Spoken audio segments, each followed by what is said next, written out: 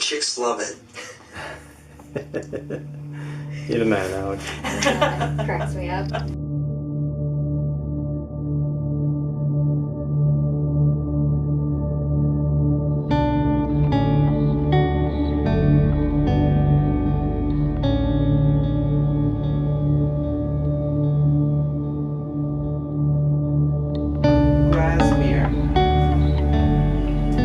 We stayed in fancy old houses called stately homes that became hotels when the owners couldn't afford to keep them up anymore.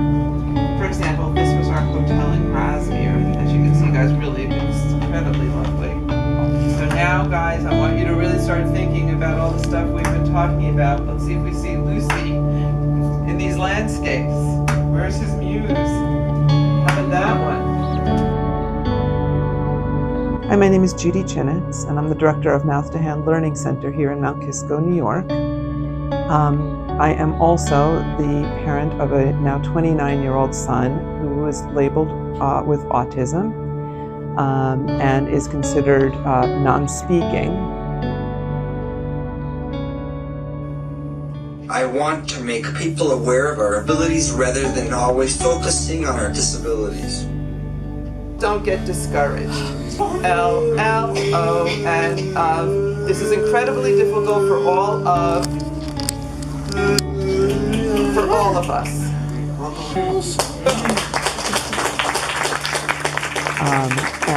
About 4 years ago, I was introduced to a speech pathologist who taught me a technique to teach Alex to speak through spelling on a letterboard.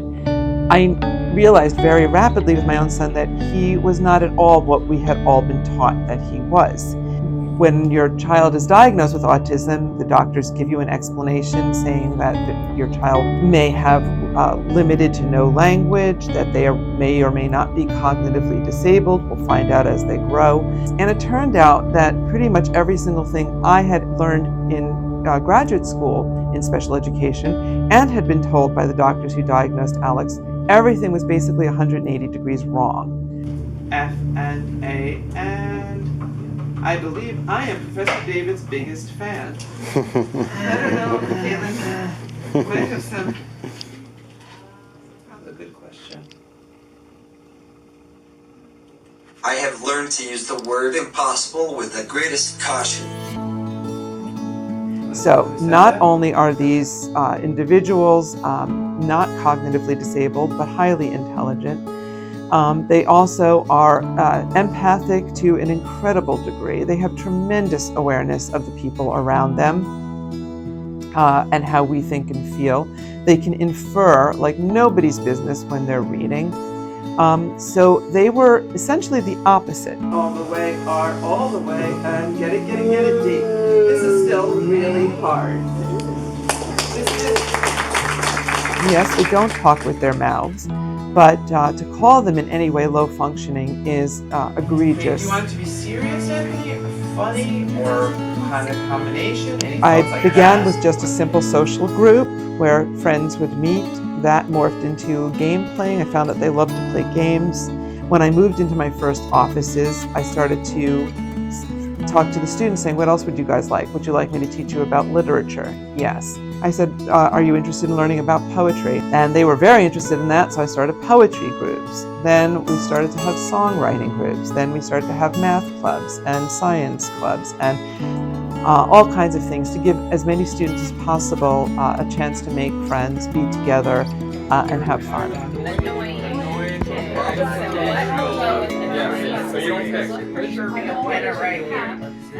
So sort of creating a whole community here. We have a community now.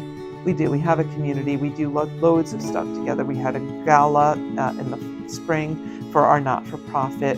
I held a disco last fall. We're going to have another dance this fall because they've never gotten to go to a dance. They've never had their own birthday parties with their own friends.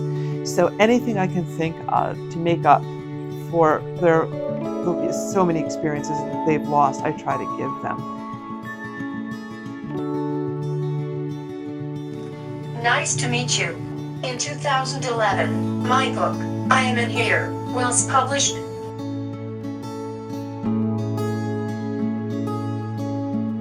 The book was important to me because we were trying to change how the world understands non-speakers with autism. We are talking to legislators on Capitol Hill to make systemic change. This is becoming rapidly more public. There's an upswelling. I call it the tsunami. It's kind of like it started way out under the ocean, way out offshore, but that tsunami is rapidly approaching the shore and it's going to crash in the very near future. The Autism Cares Act needs to be inclusive of non-speakers. 40% approximately of people who have autism, who cannot use speech for communication. Those people are not part of this absolute main bill to support people with autism. So 40% are left out.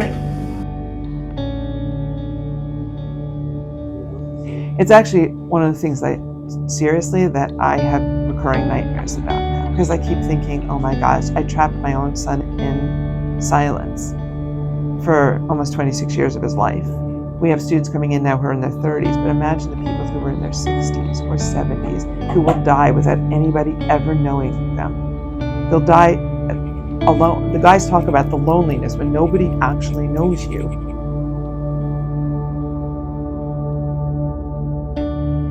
So I'm trying to do my bit by raising awareness in our community here in Westchester or in the New York metropolitan area. Although I do have families coming to see me weekly from Massachusetts, from Pennsylvania. They make the trip. So I'm trying to help in this area. Do look at the Communication for All website as well. We're living through history, and I tell them all the time that my students, you guys are like the grandfathers of this movement. Someday it's going to become normal, and other non-speakers will say to you, tell me what it was like when nobody accepted this.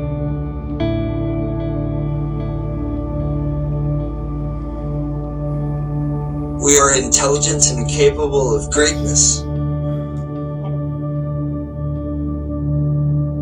And gleamed like the moon, sparkled and glowed, ignited and soared. The me that was meant to be appeared like rainbow waterfalls, laughing and leaping, varied and vital. And the stars danced in my dreams, and I smiled, so glad to be the me that was meant to be. And the me that is meant to be saw that smile in the mirror. I am the me that was meant to be.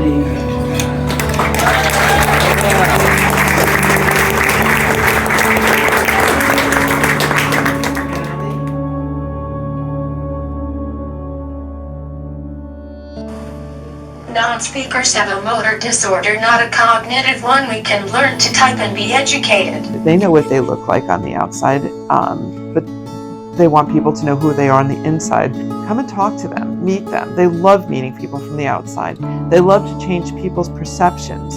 Everybody knows somebody who has a child with autism. Non-speaking, minimally misspeaking, or unreliably speaking, as I described earlier.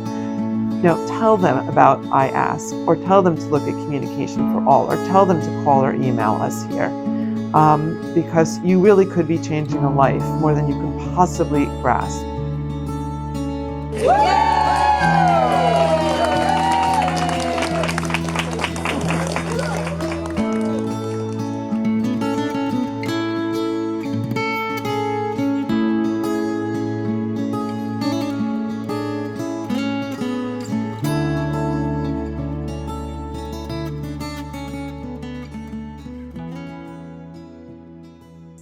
If I never have to do blank again, I will die a happy man.